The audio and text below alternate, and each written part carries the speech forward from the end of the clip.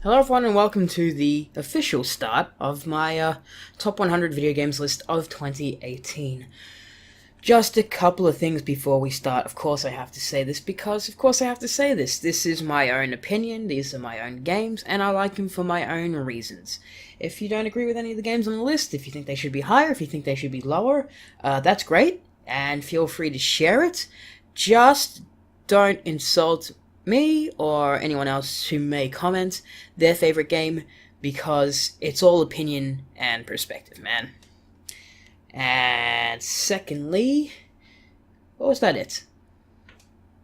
Yeah, I think that's it actually. No secondly. Just be nice. Hooray. So, let's start off, of course, with number 100.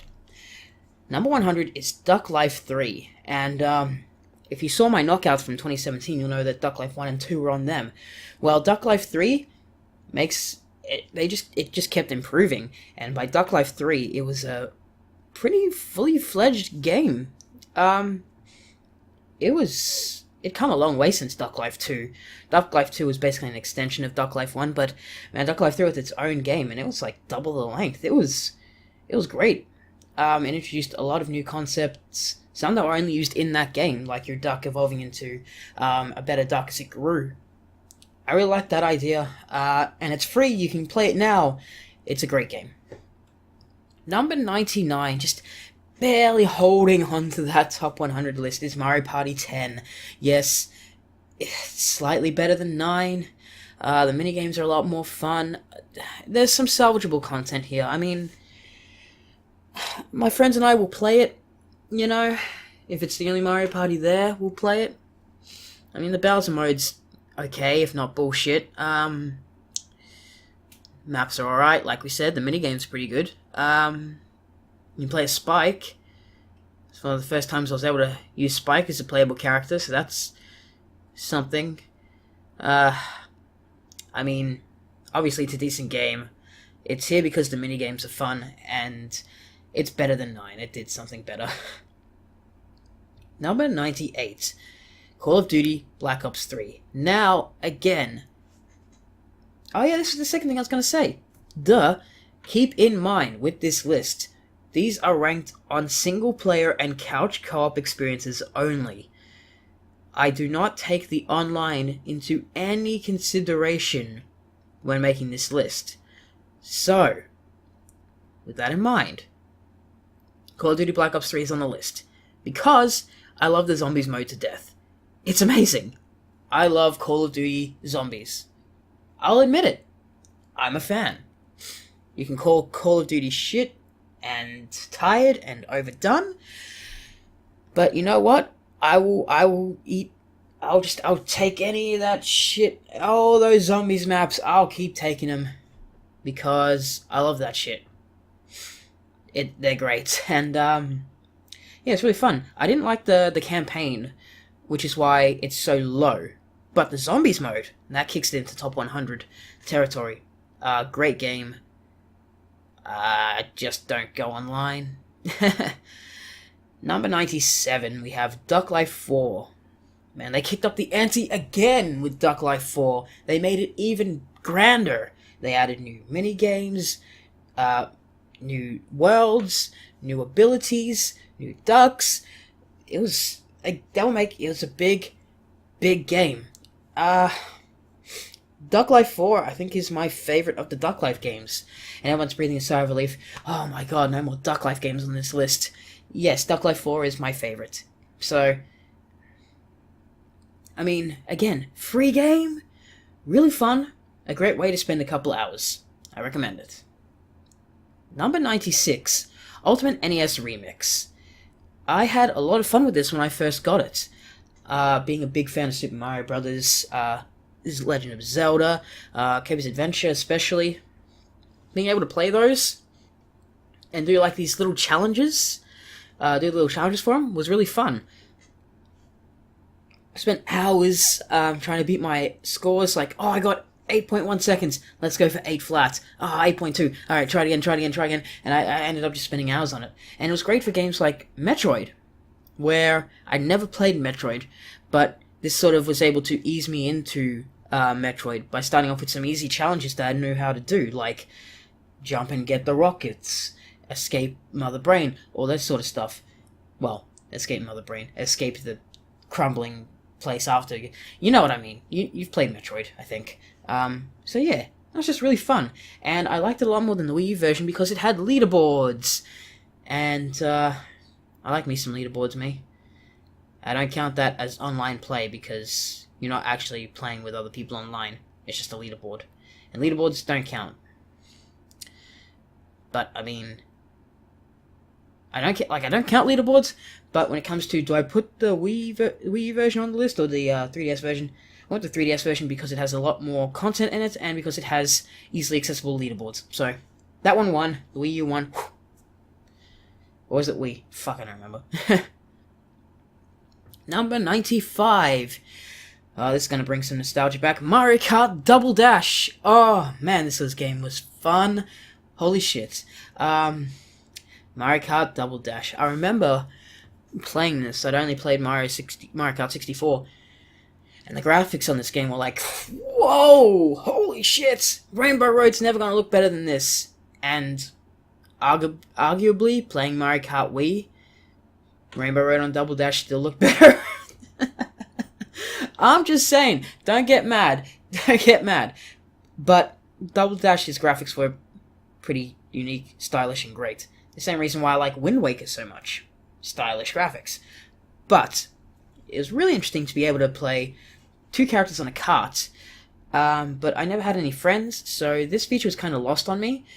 And it kind of just became a way to have two items at once, which was kind of just incorporated into the game when Mario Kart 8 Deluxe came out. So, yeah, it was, yeah, I mean, it was still real fun. It had a lot of great tracks. Fucking Baby Park. It had a lot of great tracks, a lot of great music. Graphics were great. A lot of character choice, you know, for back then. There's a lot of character choice. This was before you could choose out of, like, what was the Wii one, 32 characters? Something crazy like that. This is back when, the Mario Kart I knew, Super Mario Kart and Mario Kart 64, you had 8 to choose from. Or Super Mario Kart 6? No, it had to be 8. There was 8 for both of them. And then all of a sudden, whoa, there's like 16 characters. This is amazing. So, yeah. Mario Kart Double Dash. Real fun. Number 94 is a new one that came out, and this is probably going to get a lot of ugh, but Pokemon Quest on Switch. Free game, and somehow, without even realizing it, I sunk 35 hours into the game in the first 2 weeks. Now, this is one of those games where it's like on mobile, where it's like, you play the game for a bit, and then you have to charge up some arbitrary battery or get some arbitrary berries after a certain amount of time. It's one of those games, the waiting one, where it's like, it manipulates you into being like, oh, I want to buy this so I can, play unlimited. But, the thing with Pokemon Quest is that you couldn't just buy charges to continue playing the game. They didn't have a 99 cents and you can recharge. So I kind of respected it more for that, and it was actually a game. It had strategy. You know, a lot of these shitty mobile games, like Simpsons Tapped Out, it's just tap a character, do a thing, wait, tap a character, do a thing, wait. But this was actually a Pokemon game. You had to bring the Pokemon with the right attributes, make sure you had a Pokemon that had the right attack that you wanted, the right attack style. There was the close combat and the far back combat, so the physical and special attackers. And you had to create like a dynamic team so you could get the upper hand. And it was difficult. It actually had challenge. And it was fun. It was annoying having to wait every like half hour to play the game again. But you know, apologies for yawning. I'm recording this at 7 a.m. I haven't slept yet. You know, for a game like this, you wouldn't expect much, and it exceeded expectations, I think, for me at least. And yeah, not much more to say. Actually, a decent game. Number 93, we have Super Mario Maker for the Wii U. Although I think I've used the 3DS one on screen, it doesn't matter which, because both of them have the same problem. They are very fun for a short burst of time, and then you forget about it. I was obsessed with Super Mario Maker. I wanted to make my own levels, I wanted to make them good, I wanted to play other people's levels, and I was like, oh, real obsessed with it, and then I just stopped. And I never got the drive to play it again. It's a kind of game, it's fundamentally going to be like that. It's a kind of game where people are creating levels, eventually you're going to see 95% of what you're going to see is things you've already seen before, people just making the same sort of levels. And yeah, I mean, it's fine, but it eventually just turned, for me, it turned into don't move levels, levels that are too challenging to beat if you don't know the specific mechanics of how the spin jump in Super Mario World worked, just annoying maze ones. Like, I just want to play Mario, jump from right to left, do some platforming. I don't want to do annoying puzzles and, like, all this Super Mario World, like, physics trickery. I just want to, like, play my Mario, man. And, I kind of got really burnt out on it. But it's a really interesting tool. I love it. Obviously, it's on the list. I have a lot of fun memories with it, and, you know, maybe if I picked it up again, I would get addicted to it again. Who knows? Number 92, Paper Mario Color Splash. Now, after Sticker Star and Paper Jam Bros, the Paper Mario series looked like it was never coming back. I'm one of those people that liked Super Paper Mario. A lot of people like, well, it looked like it wasn't going to work after the first two games. Well, I liked Super Paper Mario. And, you know what? Paper Mario Color Splash had its charm. I liked it. It was colorful. It was creative. It had most of the elements I wanted out of a Paper Mario, except for the fact it still uses the bloody sticker system, except now it's cards, but, you know, it's the same thing. But that stupid card system is the only thing wrong with the game. Other than that, it's a solid Paper Mario game, and Paper Mario is a great franchise. To me, it feels like they figured out 80% of what's wrong, and they're trying to reel it back, but the problem is that they keep wanting to do something new, so we gotta keep that card system in, which ironically is not new. It's an old drag over from Sticker Star, which everyone didn't like, so I don't know what they're thinking. But I actually enjoyed it. For the first time since Super Paper Mario on the Wii, I actually enjoyed a Paper Mario game. It only took them 3 attempts, but yeah, it's one I actually recommend. Put down Sticker Star, pick this up. Number 91, and what's going to wrap off this list of the bottom 10 of the top 100 is The Walking Dead Season 3. Yes, I put the Season 3 over Season 2. I kind of like the characters that weren't like Clementine and the old group and all that sort of stuff from Season 2. I kind of like these sort of new characters that we had now. And then Clementine was just along for the ride. Like, go away. But, you know, you had these new characters, and it kind of felt like Season 1 again, where you're getting introduced to all these new characters.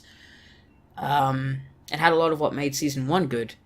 Still, obviously, doesn't really work on the same level as Season 1, but it's good. Not that Season 2's not good, it's just not top 100 worthy, whereas Season 3 was pretty decent. I enjoyed it. The problem is that it has no replay value, which is why it's kind of low on the list. So, that was the 100 to 91. The next 10 we're going to get into some seriously good games. Although we did have a few seriously good games on the list here, like Mario Kart Double Dash. That was a seriously good game. Maybe next year it might go up a few spots. Who knows? This list does change quite a bit, which is why this is going to be a yearly thing and not just a my top 100 list. Here it is. Alright, fuck off. It's never changing. That's why, yeah, it's going to be a yearly thing. Because in 2019 I might be like, and at number 43 we've got Mario Kart Double Dash. Oh, wow. So, you know. But that was the 100 to 91. So, stay tuned. Follow through if you're on the playlist to go to 90 to 81. Oh man, we're going to take some trips down memory lane, and we're going to take a look at some really good ones that came out recently. There's a couple here. So yeah, stay tuned.